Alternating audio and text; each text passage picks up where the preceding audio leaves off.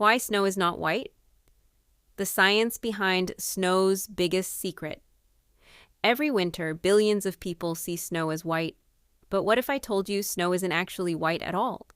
Scientists say every snowflake is almost completely transparent. So why does an entire snowy mountain look bright white? Let's find out. At first glance, snow appears white. But if you examine a single snowflake closely, you'll discover something surprising. Each snowflake is made from clear ice crystals. Just like a piece of glass, these crystals are mostly transparent. The secret lies in what happens when sunlight enters the snow. Instead of passing straight through, light bounces from crystal to crystal thousands of times. This scattering sends every color of light back toward your eyes. When all colors are reflected together, your brain interprets them as white. That's why a snowy field appears brilliantly white, even though the ice itself is transparent.